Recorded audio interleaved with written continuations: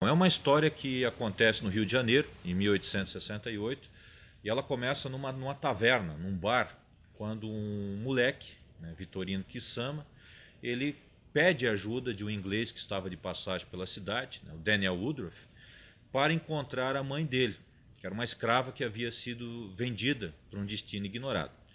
É claro que o inglês, né, acha essa história toda muito estranha, né, eles acabam tendo um primeiro confronto, uma primeira luta, né, e a partir daí eles vão formar uma dupla que vai andar pela cidade, né? Tanto nos salões da corte como nas moradias dos cortiços, né? E a partir de então eles vão fazer uma investigação.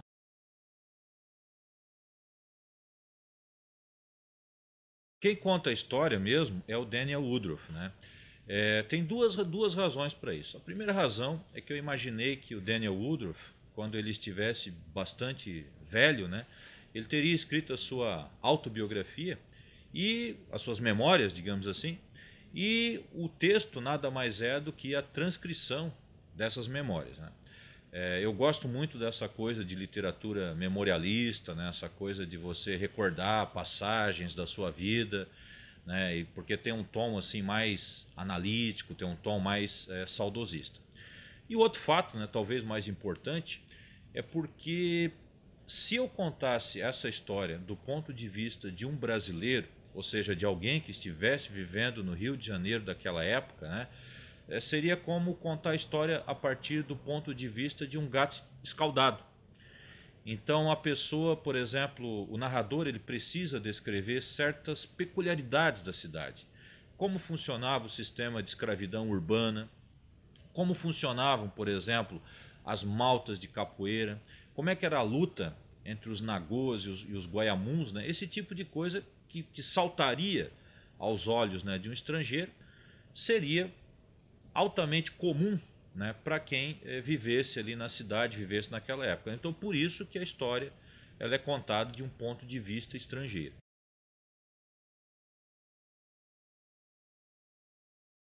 Eu acho que eu nunca pesquisei tanto, né, para escrever um livro antes, né? Então eu fiz uma pesquisa bibliográfica, em primeiro lugar. Então eu fui ler vários livros de história, né, vários livros a respeito da capoeira, principalmente os livros do Carlos Eugênio Líbano Soares, que assina o pós-fácio do livro, né? Ele foi, digamos assim, a minha principal referência bibliográfica. Mas eu também pesquisei outras coisas que nada tinham a ver com a capoeira. Por exemplo, né, o contexto histórico, né, como é que era viver no Rio de Janeiro em 1868, o que as pessoas faziam naquela época, como elas se divertiam, como é que eram os hábitos, os costumes, como as pessoas se vestiam, o que as pessoas comiam, por exemplo. Então, além de pesquisar nos livros de história, eu pesquisei muito na própria literatura brasileira da época, principalmente Joaquim Manuel de Macedo, José de Alencar, Machado de Assis e a Luísa Azevedo, porque são autores que falam muito sobre a cidade do Rio de Janeiro, ali em 1860, 1870, que é o momento em que se passa a nossa história. E também, num segundo momento, né, eu fiz a pesquisa em loco, quer dizer, eu viajei, eu fui para o Rio de Janeiro, eu visitei os locais, né, em que as cenas acontecem. Eu estive, por exemplo, na Rua do Ouvidor, eu estive nos Arcos da Lapa, eu estive, por exemplo, lá na Praça Tiradentes, né, que era a Praça da Constituição na época. E essa pesquisa de campo, né, sem dúvida alguma, ela foi crucial para que a história ela tomasse determinados contornos, né? Eu tinha muito medo, por exemplo, de escrever, como eu não sou carioca, né, eu não conheço o Rio de Janeiro como uma experiência cotidiana. Eu tinha muito medo de cometer erros, por exemplo, de localização, né, erros topográficos.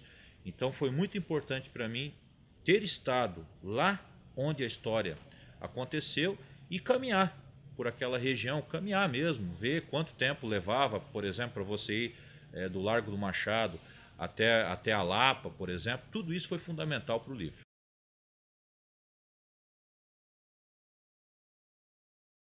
Em algum momento eu tive a impressão que todos os personagens dessa história são reais, né? Todos, inclusive o Vitorino Kissama, que é pura invenção. Mas por que eu estou falando isso? Porque a pesquisa que eu fiz, ela procurava identificar como era o modo de vida dessas pessoas, como é que era o modo de vida de um escravo, ou talvez até um escravo foragido, na cidade do Rio de Janeiro de 1868. Como é que era uma roda de capoeira, como é que era a luta entre as maltas, entre as gangues, né, principalmente os nagôs e os guaiamuns. Então, nesse sentido, embora o Vitorino Kissama seja fictício, embora o Daniel Woodruff seja um personagem fictício, eu acho que eles têm muito de realidade, porque eles estão servindo, né, de protótipo, né, para um tipo de pessoa, para um tipo de personagem que eu acredito, né, realmente existiu naquela época. Agora, também tem na história, por exemplo, o José de Alencar. O José de Alencar, que era um escritor muito conhecido naquela época, mas ele era também ministro da Justiça nesse período. E ele vai ter uma participação na trama que é crucial. Aparece também, por exemplo, a Princesa Isabel, o Conde de certa maneira, o imperador, né, Dom Pedro II. Então todas essas figuras elas são reais, mas de alguma maneira elas estão contribuindo para a ficção. E as personagens fictícias, né, elas são inventadas, mas de alguma maneira elas estão contribuindo para a realidade, né, que eu tentei criar para o Kissama, o Império dos Capoeiras.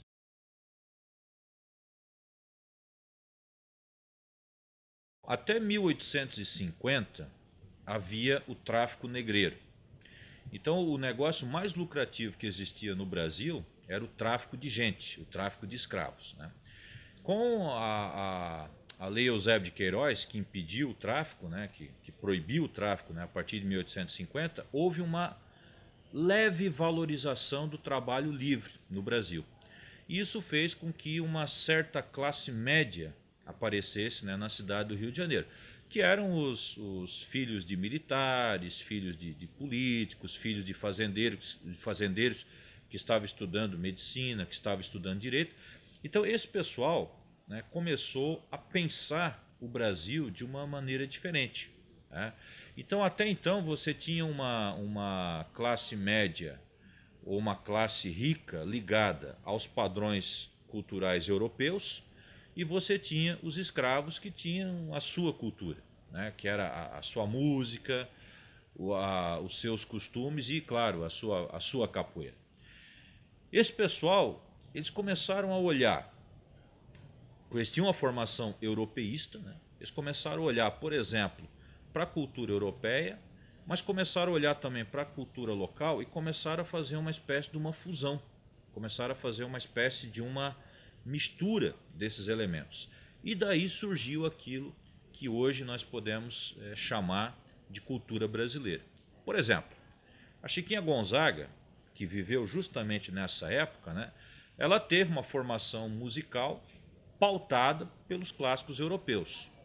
Mas ela era muito curiosa e ela olhava para o terreiro, ela olhava lá para os negros, para os escravos, o que eles estavam cantando, o que eles estavam dançando, os batuques, as umbigadas, os lundus. O que ela vai fazer? Ela vai pegar essa música negra e vai fundir com a música europeia, e daí vai sair uma nova forma de música que vai ser aquilo que nós chamamos hoje de música brasileira. Isso aconteceu com a literatura, isso aconteceu com o teatro, isso aconteceu com várias formas de expressão cultural. Então, o Kissama, o Império dos Capoeiras, é uma história de aventuras, mas o pano de fundo, na verdade, é a formação da cultura brasileira.